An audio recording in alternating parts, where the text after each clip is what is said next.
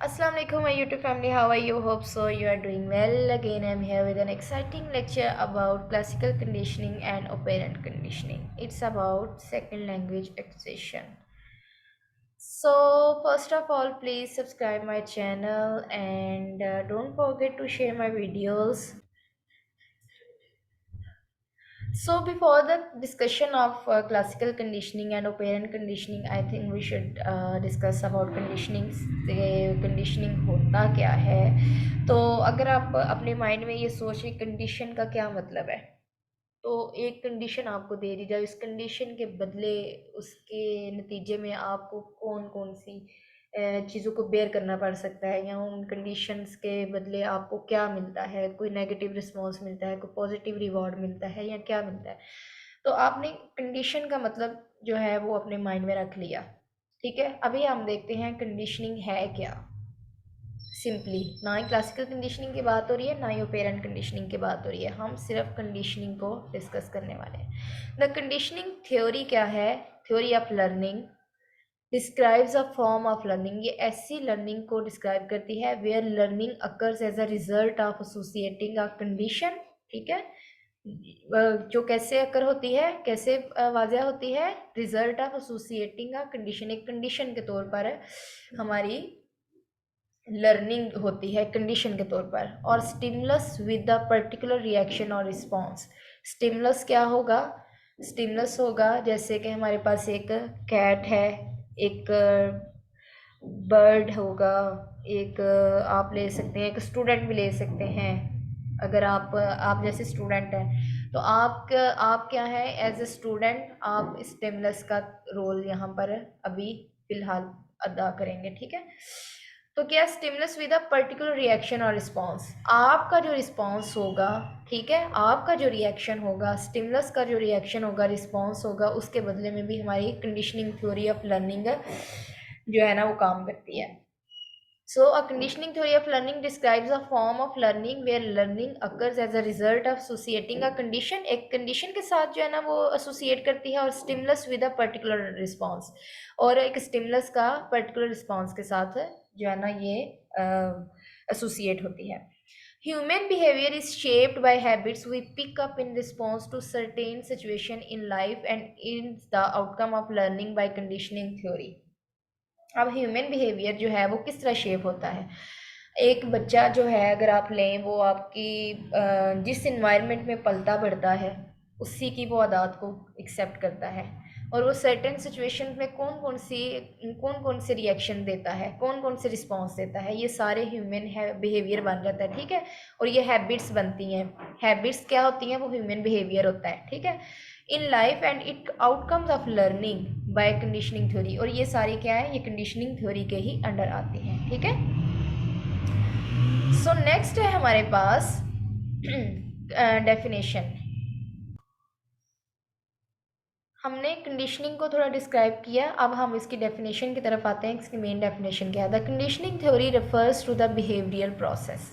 ये क्या है? एक बिहेवियर, हमारा जो बिहेवियर है इसका सारा प्रोसेस होता है। वेयर बाय अ रिएक्शन यानी रिस्पॉन्स क्या है, becomes more frequent to a given object यानी स्टिमुलस का, यानी a reaction becomes more frequent to given stimulus as a result of reinforcement which is a reward for the response in a given situation। अब यहाँ पर अगर आप stimulus का जो रिस्पॉन्स है वो कैसा होगा, वो उसका अब स्टिमुलस जो है ना as a result of reinforcement. अब जो स्टिमुलस है, एक स्टूडेंट का रिस्पॉन्स जो है वो क्या होगा, वो रीइंफोर्समेंट के नतीजे में कैसा होता है। एक पहली दफ़ा उसका रिस्पॉन्स क्या होगा, एक बच्चे को कहेंगे आप अच्छा काम करो, वो अच्छा काम कर लेता है। ठीक है, आप उसको जो है ना, जब वो अच्छा काम कर लेता है एक दफ़ा, तो आप वो अनकंडीशनल रिस्पॉन्स होता है उसका। लेकिन जब आप उसको कोई प्ले ग्रुप में अगर आप किसी बच्चे को इसके बदले में आप कहते हो आपने बहुत अच्छा काम किया, आप उसको कैंडी गिफ्ट करते हो। ठीक है, अब उसके बदले वो क्या करता है, अगली दफ़ा आप उसको काम देते हो यानी रिवॉर्ड देते हो, which is reward for the response in a given situation. आप उसको अगली दफ़ा रिवॉर्ड देते हो, अब रिवॉर्ड के बदले वो नेक्स्ट टाइम और अच्छा जो है ना वो काम करता है, री होती है उसकी। तो ये क्या है, conditioning theory first behaviour process, उसका बिहेवियर बनता जाता है कि यानी उसको ट्रॉफी मिलती गई, अब उसको थर्ड टाइम टाइम दो दोबारा से काम, और उसको थर्ड टाइम 2 टॉपिक्स दे दो। अगली दफ़ा वो और भी ज़्यादा अच्छा काम करेगा कि भाई मुझे तो इसके बदले रिवॉर्ड भी मिल रहा है, मेरी रीइंफोर्समेंट भी हो रही है। तो रीइंफोर्समेंट और रिवॉर्ड के बदले बच्चे अच्छा काम करेंगे।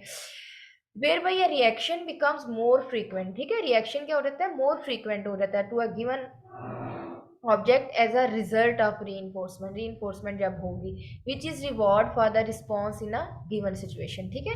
इन other words conditioning is a process in which the ineffective object और event become so more much effective that is makes the hidden responses clearly visible to all.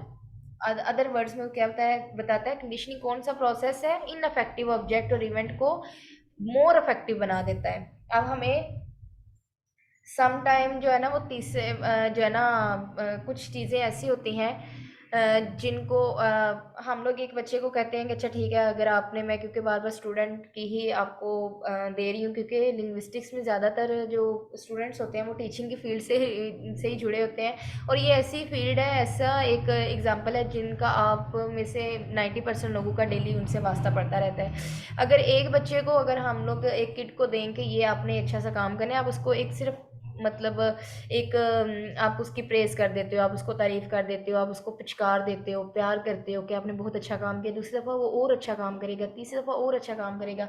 तो ये इनअफेक्टिव ऑब्जेक्ट और इवेंट होते हैं जिनका हमें नहीं पता चलता, लेकिन इनके हिडन रिस्पॉन्सेज जो हैं वो ये हिडन रिस्पॉन्स होता है जो इसका सामने से पता नहीं चलता, ठीक है। तो ये क्या है, इनके बदले क्या होता है, ये मोर क्लियर हो जाते हैं, यानी कि आपको सही पता चल जाता है कि भाई आप इनके लिए कंडीशंस रखो, अच्छी कंडीशंस रखो, अच्छा रिवॉर्ड रखो, तो री इन्फोर्समेंट रखो, तो बच्चे ज़्यादा अच्छी तरह से सीखेंगे। The conditioning theory is based on the premise that learning is establishing the relationship between the stimulus and response, यानी एक स्टूडेंट और रिस्पॉन्स, इसका बड़ा अच्छा जो है ना बेहतरीन ताल्लुक है आपस में। The stimulus response theories are central to the principle of conditional theory, यानी स्टिमुलस और रिस्पॉन्स का बहुत एक प्रिंसिपल रोल है किसमें, कंडीशनिंग थ्योरी में। अब अगर एक बच्चा एक रिस्पॉन्स ही ना करे, तो उसका क्या ये हमें पता चलेगा कि उसको कंडीशन एक दी गई है। अब कंडीशन को आगे मैं इसलिए बार बार कंडीशन को अभी नहीं डिस्कस करी, आगे हम उसको बहुत अच्छी तरह से डिस्कस करने वाले हैं क्लासिकल कंडीशनिंग को लेके, ठीक है। तो ये क्या, अभी आपने बस ये याद रखना है कि स्टिमुलस और रिस्पॉन्स का कंडीशनिंग थ्योरी के साथ बहुत अहम ताल्लुक है। और जो इंपॉर्टेंट चीज़ है वो ये ही है कि कंडीशनिंग थ्योरी क्या है, बिहेवियर प्रोसेस को रेफर करती है। Reaction becomes more frequent to a given object as a result of re, यानी कि रिएक्शन क्या है, मोर फ्रीक्वेंट, बहुत ज़्यादा अच्छा हो जाता है स्टिमुलस का एज अ रिजल्ट ऑफ री के ज़रिए। और reward for the response in a given situation, reward री, ये दोनों चीज़ें मिलकर हमारे रिएक्शन को, रिस्पॉन्स को और फ्रीक्वेंट कर देते हैं, ठीक है। और जो समटाइम क्या होता है, conditioning is a process in which the ineffective object और event become so much effective that makes hidden responses clearly visible to all, ठीक है। अब नेक्स्ट देखते हैं हमारे पास क्या है। The first contributor to the field was Edward T Thorndike who gave the law of effect. Law of effect यानी कि इफेक्ट क्या होता है, आगे इसको पढ़ेंगे, हम मजीद डिस्कस करने वाले हैं। According to this law, any behavioral responses that are followed by reward or satisfactory result are most likely to become the established pattern and occurs again and again in response to the same stimulus, ठीक है। ये देखें, behavioural responses that are followed by reward, यानी कि जितना अच्छा बच्चे को रिवॉर्ड मिलेगा, और satisfactory results are most likely to become the establish pattern and occur again and again in response to the same stimulus. Simply, an individual develops the permanent behavior for a given stimulus if some rewards are associated with it. अब अगर आपने एक अच्छा सा response लेना है, permanent behaviour for a given stimulus, तो you should associate some rewards, ठीक है। एग्जाम्पल देखें, if your teacher has given some work and on the completion of it she gave you some monetary reward, and you learn that for doing the same work again and again you get the reward, so you will always be ready to take that work with the hope of getting the reward. अगर एक employ कोई ले ले, अगर एक employ अच्छा काम करता है तो उसको थोड़ा सा बोनस मिल जाता है, तो वो क्या कोशिश करेगा कि अगली दफ़ा और भी बेहतरीन काम करेगा उस बॉस को खुश करने के लिए। तो क्या है, वो कहता है कि जो रिवॉर्ड है, individual develops the permanent behaviour for a given if some rewards are associated with it. ठीक है, कंडीशनिंग थ्योरी में लॉ ऑफ इफेक्ट, यानी कि इसका इफेक्ट क्या होगा, आप रिवॉर्ड दोगे, इसका इफेक्ट क्या होगा कि काम अच्छा होगा। और उसके बाद आ गया हमारे पास, there are two main types of conditioning. Conditioning theory के दो टाइप्स हैं, पहले में तो आ रहा था क्लासिकल कंडीशनिंग, सेकंड है जी operant conditioning. So first of all we will discuss about classical conditioning. So classical conditioning is comprised of 4 elements. अब 4 एलिमेंट्स है इसमें। Unconditional stimulus which invariably causes to react in a way, unconditional response है, take place when the unconditional stimulus is presented. Conditional stimulus है the object that does not bring about the desired response. Conditional response है a particular behavior that an organism learns to produce when the conditional stimulus is presented. अब आगे इसको जाके ज़्यादा अच्छे से आपको समझ आएगी जब मैं इसको एग्जांपल के साथ डिस्कस करूँगी। ठीक है, the classical conditioning theory was proposed by a Russian physiologist Ivan Pavlov. According to this theory, behavior is learned by a repetitive association between the response and stimulus. अब वो क्या कहता है, बिहेवियर इज लर्न, यानी कि आपकी एक habit कब बनती है, repetitive association between the response and stimulus. ठीक है, जैसे हमने पीछे भी इधर पढ़ा था कि रिस्पॉन्स और बिहेवियर का आपस में बहुत गहरा ताल्लुक है, पीछे जो हमने पढ़ा था इधर कि वो प्रिंसिपल हैं, किधर करके पढ़ा था, इधर हमने पढ़ा था। खैर, वीडियो बहुत लंबी हो जाएगी इसलिए जो है ना जल्दी जल्दी इसका repetitive association in the response and stimulus. The classical conditioning theory is based on the assumption that learning is developed through the interactions with the environment. ठीक है, अब क्लासिकल कंडीशनिंग थ्योरी और क्या कहती है, किस पे बेस करती है, कौन सी assumption पे, learning is developed through the interactions with the environment. अब इंटरेक्शन होगा एनवायरनमेंट से तब भी ना, क्योंकि ये किसको करती है, ये साइकोलॉजी को, बिहेवियर को जो है ना वो रेफर करती है। Also the environment shapes the behaviour and internal mental state such as thoughts, feelings, emotions do not explain the human behaviour.